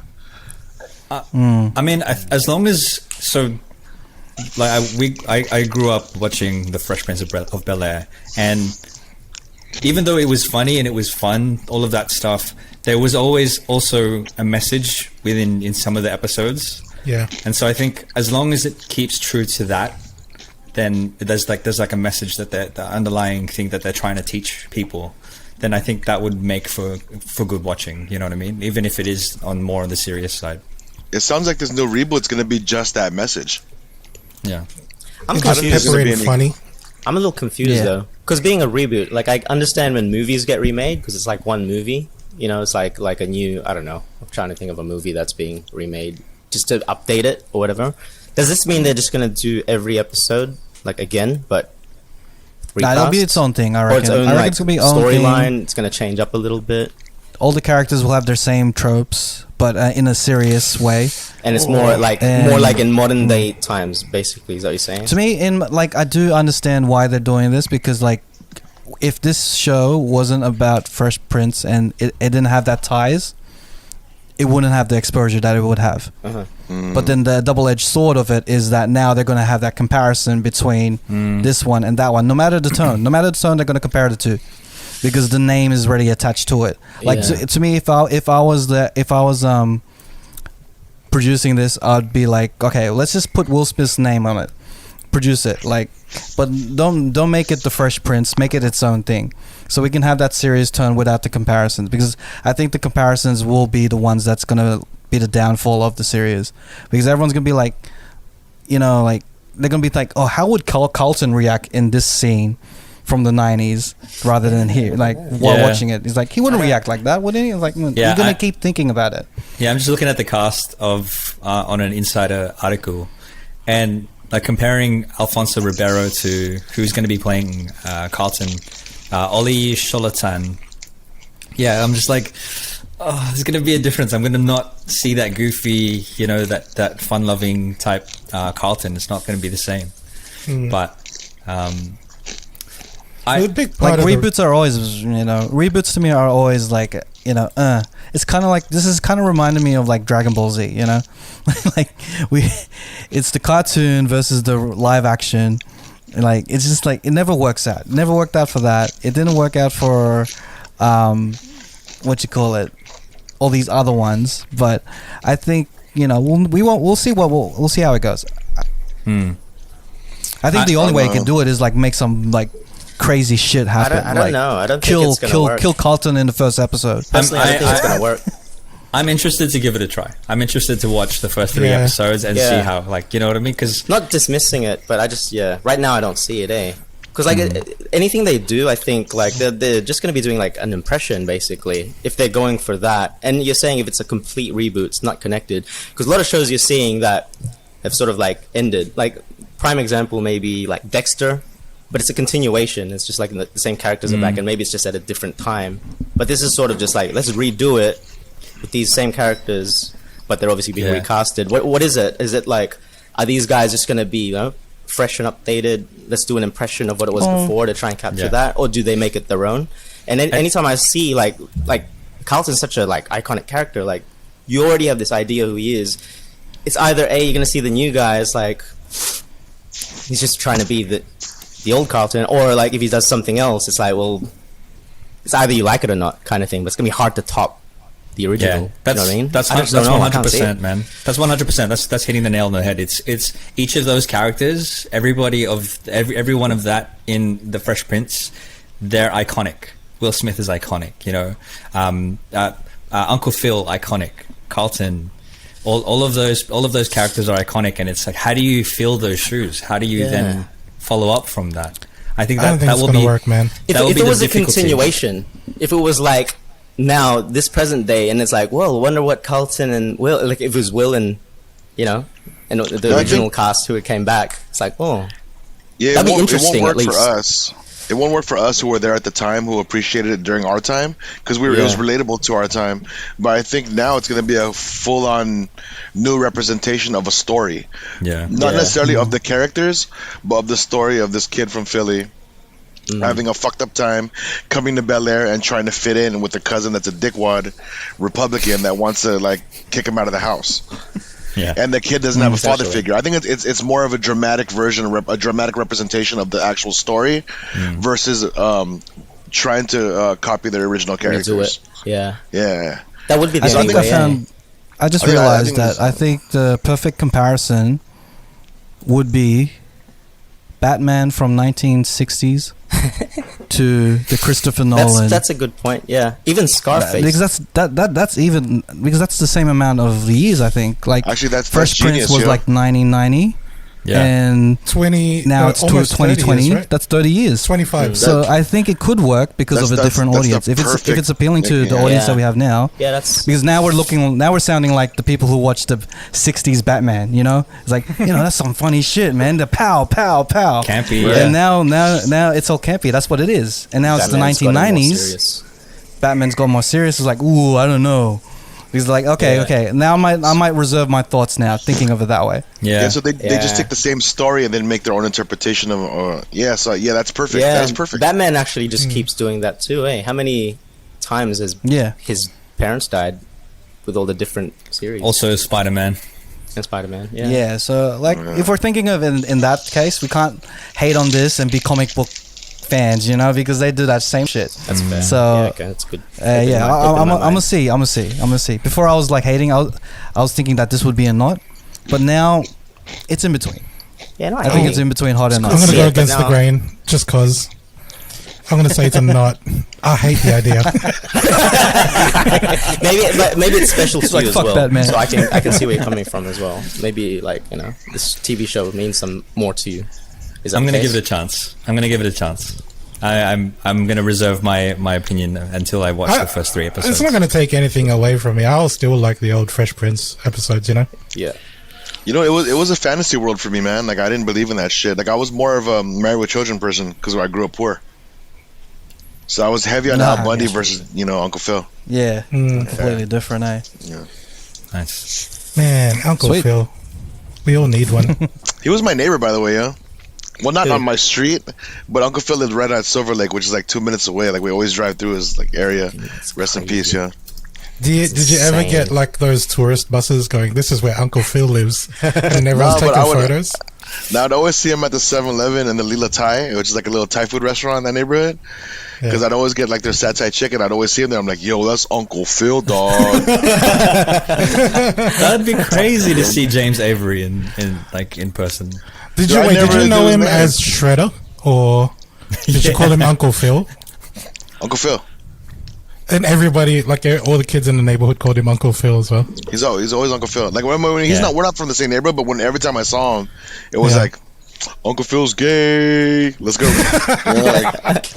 But that fool was like, he was mad cool, man. He always he was cool to take pictures. I met what's his name too? Damn, I forgot his name. The butler. Jeffrey. But Jeff, that was kind of a prick. I get it. He's like a super known actor in the UK and shit. But when I met him, I was like, "You're Jeffrey," and then he pulled out his headshot immediately and started signing it. I'm like, "I didn't ask you for that shit." Like, like, all right, dude. Ready. I guess. Like, ready. Joseph Marcel. I mean, I'm not gonna say no. I'll take it. Thank you, Jeffrey. But like, I didn't ask for it. Like, come on, man. Thanks, G. Thanks, G. He just keeps a stack of his headshots just in case. Yeah, someone calls him Jeffrey.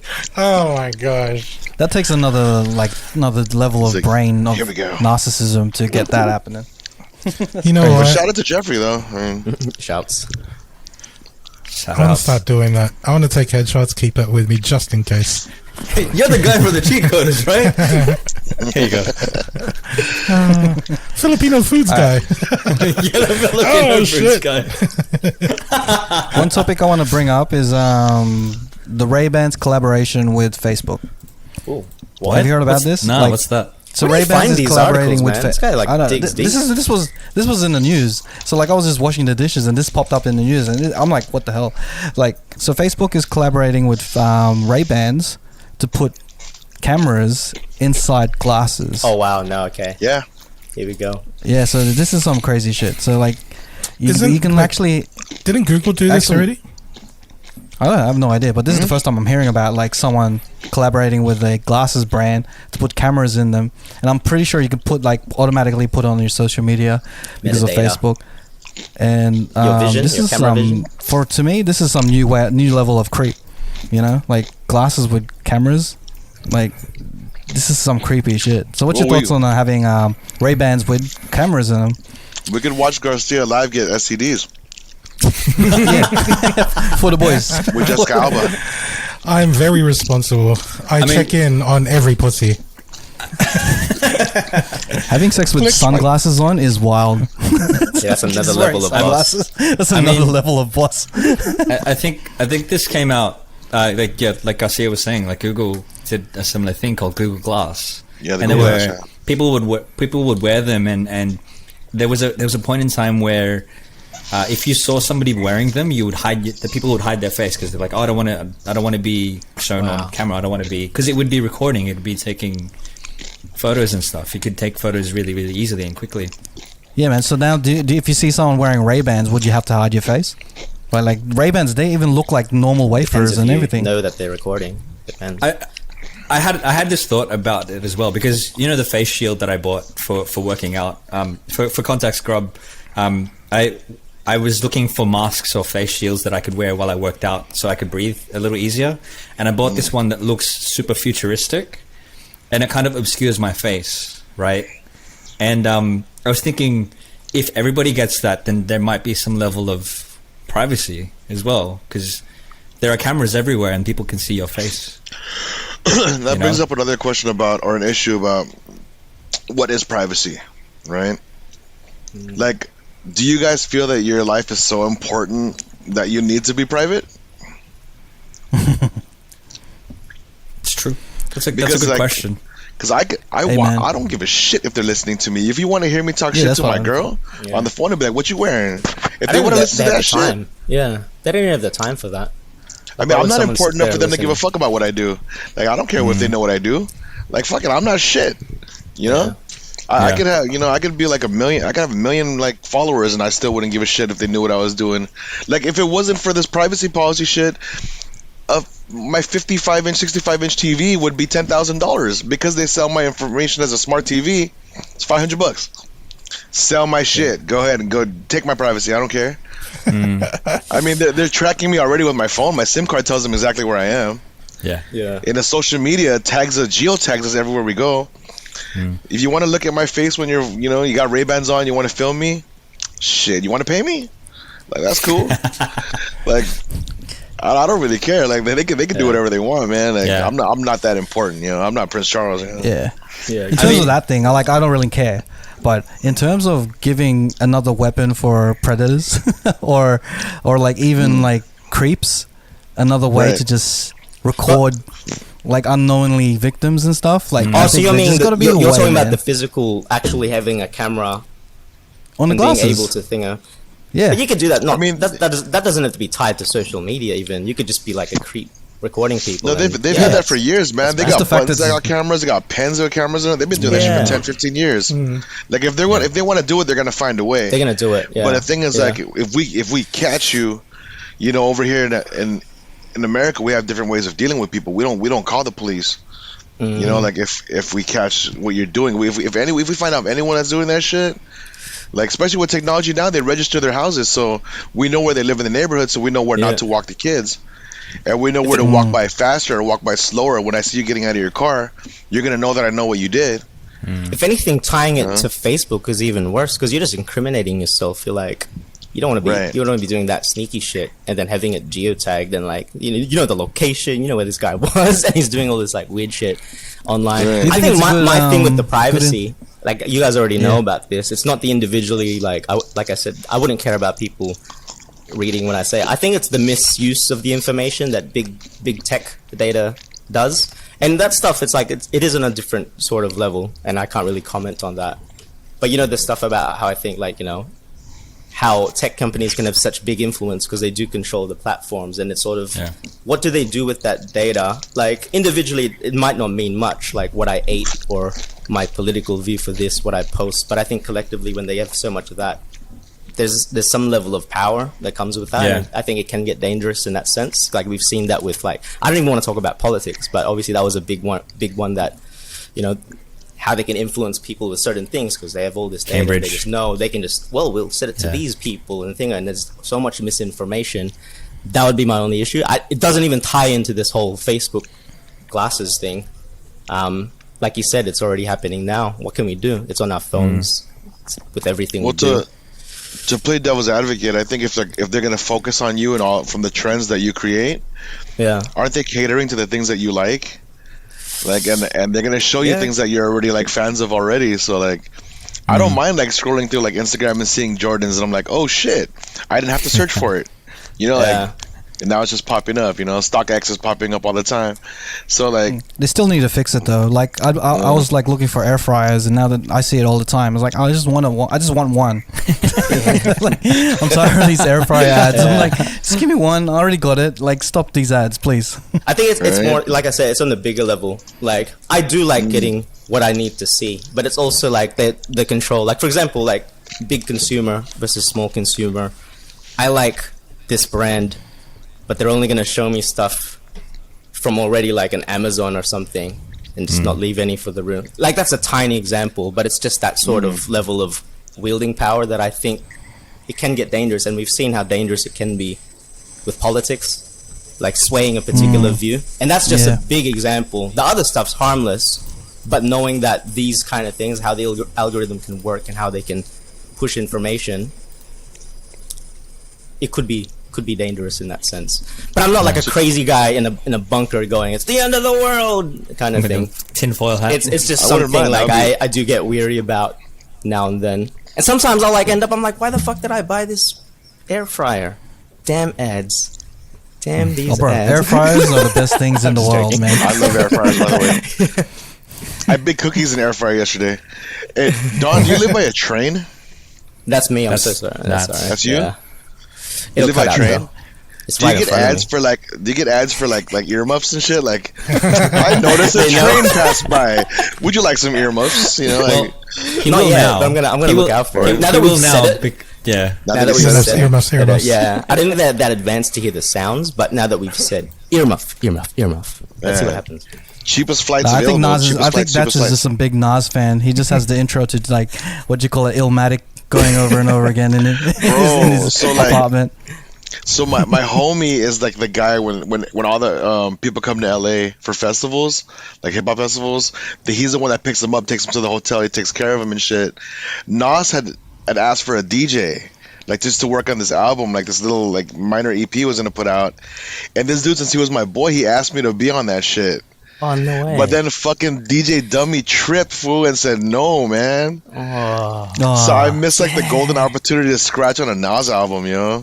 Was this a recent? Cool. Or was it quite recent, or was this a while back? This is like 10 years ago, man. Oh yeah. When I was still touring and all that shit. Prime days too. Yeah, damn. It was Stillmatic. Damn it, man. It would have been Stillmatic era A, I think. I think it would be Godson there. Oh no, 2010. What am I talking? Yeah, you're right. Yeah. Like Godson or something. That would have been. I missed out on so many hip hop. Oh, imagine if you were on Hip Hop Is Dead. Shit. Oh shit! I'm getting a Nas tickets ad. What? They know. She knows. Just Galba. I just keep getting Korean chicks cop up on mine, so I'm not even mad, dude. Right. There was a time when Cheatcoders account was just getting like chicks in what is it? Activewear and models and stuff. I'm like, Don, have you been browsing on our account? Because I can't be scrolling now and then and just this random pop-up of I don't know what Don looks at. That was hilarious. That was before OnlyFans was a thing. Yeah. I was like looking through the Cheatcoders Instagram. I was like, man, there's a lot of OnlyFans people on here, right? Promoting their shit. That wasn't me, man. Freaking porn stars. Like, come on, keep it clean, man. That's our shared account, bro. I'll come clean and I'll say, I'll be completely honest. I do follow like the fitness influencers and stuff like that. So just for the fitness, right? Yeah. Hey, Christian. Fitness. Man, with all the shit that you search, imagine like you start getting ads for like 2 Koreans, 1 kimchi. Like, have you seen that movie too, bro? Twice. That's why I learned Korean, bro. That's why I learned Korean. 2 Koreans, 1 kimchi. So we're reaching the end of the pod. We're reaching the end of the podcast. Grub, was there anything that you wanted to ask the Cheatcoders? Only thing you want to push? Or anything that you want to like ask Australian Filipinos? Nah, man. I mean, like, like I pretty much like from watching your guys or listening to the podcast, like I get a lot out of it. So it's like it's interesting as shit. Like we're all different from different spots, and like we all come from different multicultures and shit. And it's wild. Like I've never met, besides that one girl, I've never met like Filipino Australians, Philos. So like it's Thank cool you for using to hear the like scientific term. Right, the correct term. The correct Philos.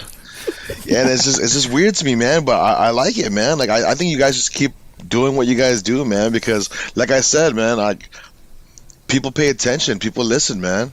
Yeah. Like I didn't even know I was gonna be on here, and I was already watching your guys' shit and listening to it because Christian had brought it up, and like one episode got me hooked onto it, and I hear everything you guys say, and people, I'm pretty sure all your fans are doing the same thing.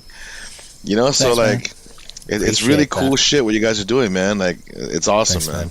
Mad respect to you guys. Yeah, thanks, dude. I honestly think this is been one of those really good like a real two-way type conversation, if that makes sense. We've always thought about it, but I feel like there's probably, if not the first, one of the first, because we used to be very more guest orientated, and the focus was like obviously, you know, an artist or something we're trying to push. But I guess what I'm trying to say is really appreciate it because you actually listen to the show, and you know, you're coming from this new era that we've come across, like this new wave of content that we're doing. So yeah, it gives us confidence, gives me confidence in what we're doing. It's wild. I just gotta give you a fair warning, man. Like, be careful what you guys say because, like I said, fuck George Street, yo. Fuck KFC, man. Like, we listen, bro. We listen, dude. You haven't been, man. You have not been. Like, man. It's funny. He's like, fuck George Street. There's like a whole street of other shit in it. It's because of us. He just hates the whole street. The entire strip. He's like, fuck that place. Fuck it. Like, fuck everyone that works there. There's the best other foods. And he probably loves the other shit that's in George Street. Just because of KFC and us. By default, fuck him anyways, man. Like, dude, I think it would be amazing for you to come down to Sydney. We'd love to show you around. And the same thing. We'd love to go to LA to you know, to experience the real LA. Trust me, you're protected when you're here, guys. Just like I tell Christian that shit all the time. No one's gonna fuck with you, bro. Like you're good here, bro. Legit. As soon as lockdown is over, man, I'm definitely making a trip. I'd be down just to let go me know. if you guys let me. Let's coordinate it. I'll be down. Man, yeah, I'll put 20 pounds on you guys. What is that? 10 kilos? 10 kilos on you guys in 3 days. Yeah, all fried chicken. Yes. But any questions for me before you guys go? Like, any last like? I mean, you can be ridiculous. Like, are you a blood recruit? That's fine with me. I don't care. Like, I'm open to shit. You know, like. Nah, dude. We want to thank you for coming onto the show and just like having a chat with us. I think that's again like this is your early morning, man. So like, thank you. Yeah, so much. Thanks for having me, man. It was fun, man. Like, it's good to finally like interact with you guys. Besides just like hearing the ridiculousness of the Wild Thought hour and shit. Like that's just like. We talk about OnlyFans for like an hour. But I'm glad like I can like put your faces to your voices because I know your voices, but like I never really watch the videos. I just hear it on Spotify. Nice. So like it's cool to actually put 2 and 2 together. It's just funny. Yeah, definitely, man. Well, that's just awesome, man. Thank you guys. Keep doing what you guys do, man. Because this is great, man. Like I said, you don't know who the fuck is listening to you, man. I'm an ex-gang banging entrepreneur from LA, bro, and I'm listening to all your shit. Hey. So who else is listening to this shit? You know, plug your shit, man. What are you doing, man? Plug it. Well, man, I don't know if I can plug other apps on here. Yeah. Now, do you think, man? This is our shit. For you can plug anything you want. As long as it's legal. Yeah, well, I was like, well, what do you mean, though? What kind of apps? Well, it's legal, it's fine. Yeah, so I'm on this new pedophile app, guys. I'm with the Raybans, Facebook glasses. Facebook Raybans. But yeah, man, I'm on Kumu. I'm on Kumu with Christian Grublife. I gotta get on and that. I have this thing called the nosebleed section, where like I'm trying to. It took me a year and a half. Like I didn't speak Tagalog at all a year and a half ago. And I learned it on Kumu, and now I'm fluent because I'm just trying to humble myself with these Filipinos and trying to like have them teach me by fucking up, you know. Yeah, that's the way to go. Besides that, we just released a new LLC for Post Up Global, which is a team that me and this guy are from, that we actually branched out of Kumu to create our own label.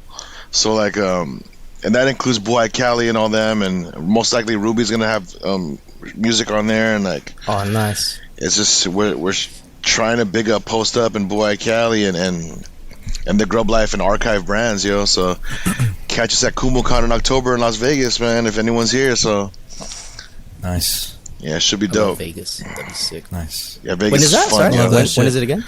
October 15, 16, 17. Yeah, we're being. That's less than a month. And Digital Martyr's new album's coming out October 11th. That's another crew I'm from. Filipino producers with Samoan rappers. Oh, so, yeah, we gotta check that that's just out. mad crazy. Okay, I'll send you guys all that shit before it drops. So nice one. So you have something cool to listen to. Thanks, man. Oh, speaking of listening,